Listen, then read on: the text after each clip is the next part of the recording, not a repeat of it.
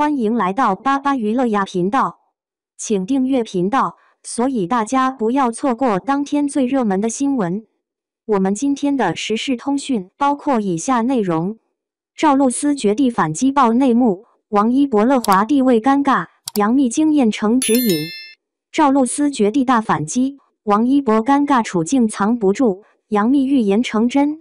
赵露思因重度抑郁和焦虑症紧急送医，身体暴瘦，失语，正常行走都成奢望，这背后竟是经纪公司银河酷娱的狠操作。在她因病取消品牌代言后，公司未经协商直接从工作室账户划走205万赔偿金，还欺骗财务签分账单，拒绝归还运营权，导致团队溃散。长达半年多，公司没给实质解决方案，还以可能被封杀要挟她沉默，这谁能忍？赵露思直接绝地反击，把纠纷摆到台面上。这边赵露思闹得沸沸扬扬，那边王一博的真实处境也被意外戳穿。王一博成为顶流后，一直是乐华的营收担当。去年财报显示，他个人贡献收入超公司总收入60%。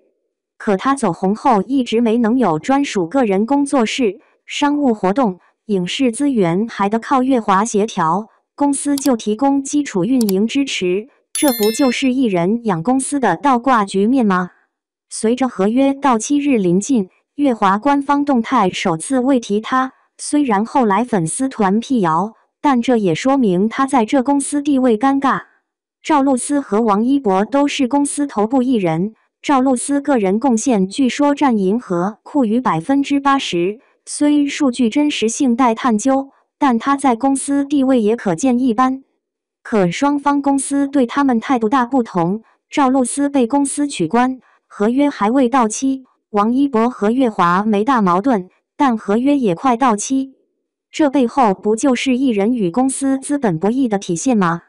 杨幂早年间也经历过类似坎坷，拒绝唐人签约后被针对，还被前辈指着鼻子骂会封杀她，事业惨淡。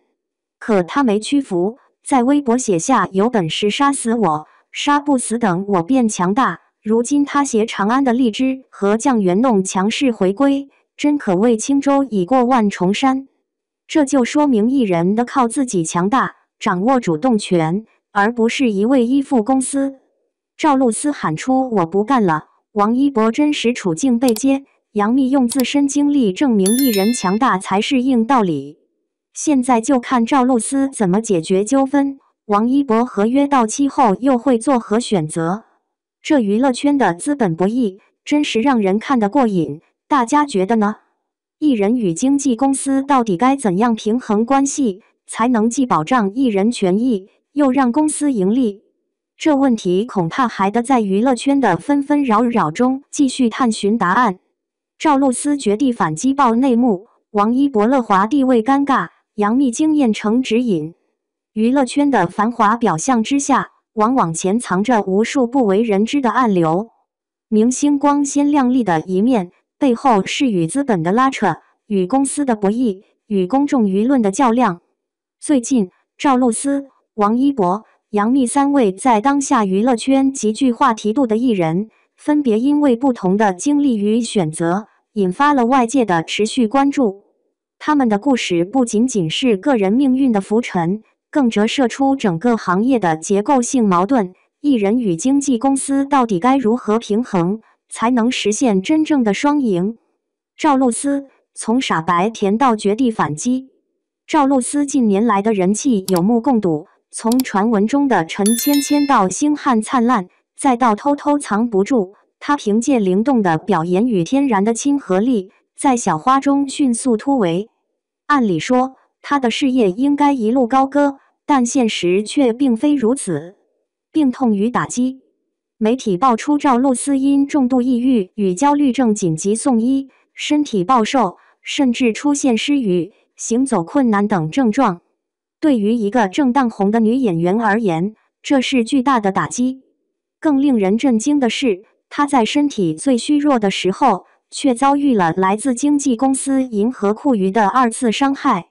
公司操作引争议。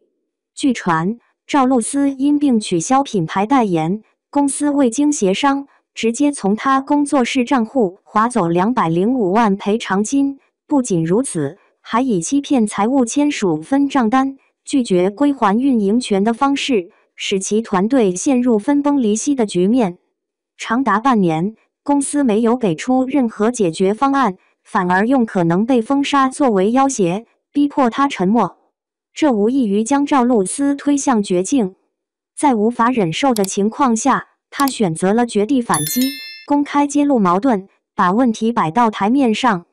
这一举动让外界重新审视艺人与公司的关系，也让他在舆论场上赢得了一波支持。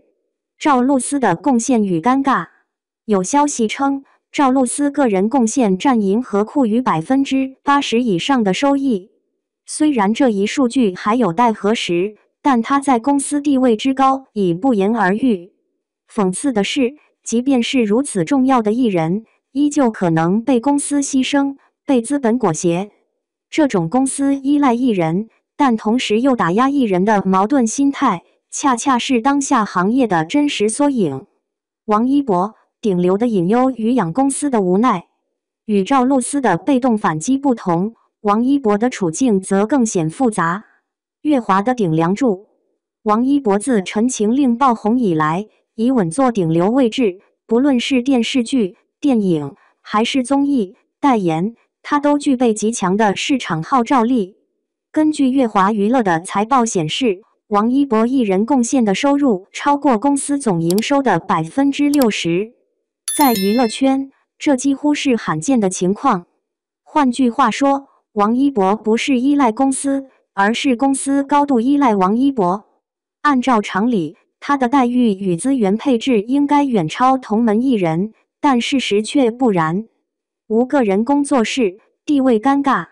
尽管是顶流，王一博却迟迟没有专属个人工作室，他的商务活动和影视资源依旧需要通过乐华协调，公司仅提供基础运营。这种艺人养公司的倒挂模式，既让粉丝感到不满，也使王一博本人陷入被动。随着合约到期的临近，乐华官方动态首次未提及王一博的名字。虽然粉丝团紧急辟谣，但外界已能感受到双方关系的微妙变化。对一个顶流而言，这无疑是一种隐性危机。何去何从？王一博的选择直接关系到他的未来发展。如果继续留在乐华，他或许能维持基本的稳定，但会受到公司架构与资源分配的限制。若选择独立或另投新东家，他需要承担与公司撕破脸的风险，同时也必须构建属于自己的运营团队。无论如何，他都必须在掌控主动与安全稳妥之间做出抉择。杨幂从被唱衰到轻舟已过万重山。相比赵露思与王一博，杨幂的经历堪称前车之鉴。唐人往事，当年杨幂在唐人影视旗下因拒绝续约而遭遇打压，不仅资源骤减，还被业内前辈直言会被封杀。在事业最黑暗的时刻，他在微博留下那句掷地有声的话：有本事杀死我，杀不死等我变强大。绝地反击。事实证明，他做到了。杨幂选择成立嘉行传媒，自主掌控资源与话语权。虽然这条路充满风险，但她凭借《三生三世十里桃花》等作品再度爆红，并培养出一批新生代艺人，完成了从被动到主动的华丽转身。再次归来。如今，杨幂凭借《长相思》《长安的荔枝》以及即将上映的《酱园弄》再度回到观众视野，口碑与话题双收。她的经历告诉后来者，艺人只有掌握主动权，才可能在娱乐圈站稳脚跟。依附公司，寄希望于资本良心发现，终究是被动的。艺人与公司，一场旷日持久的博弈。赵露思的反击，王一博的尴尬，杨幂的坚持，本质上都是艺人与公司博弈的不同阶段。公司立场，经纪公司需要艺人创造价值，承担收益支柱，但公司从投资角度出发，希望掌控资源分配，掌握主动权，从而保障自身利益。这就导致了公司在面对艺人时，往往既想依赖，又想限制艺人立场。艺人希望公司提供平台、资源和运营，但当他们成长到一定高度，往往会觉得公司分走的利益过多，权力过重。此时，矛盾不可避免。赵露思的不满，王一博的隐忧，都是这种张力的结果。谁能笑到最后？历史经验表明，最终能够笑到最后的艺人，往往是那些敢于自我掌控的人。杨幂是如此，赵丽颖、迪丽热巴、鹿晗等艺人也都曾经历过类似的路径。公司可以帮助你起步，但能不能真正立住，还得靠个人。行业趋势与未来思考，娱乐圈的资本博弈，远非三言两语能说清。但透过这几起事件，我们或许能窥见一些趋势。艺人独立化，越来越多的头部艺人会选择自建工作室，减少对公司的依赖。公司平台化，未来的经纪公司可能更像资源中介平台，而非对艺人的全面控制。粉丝影响力增强，在信息透明的今天，粉丝团体能左右艺人与公司的谈判筹码。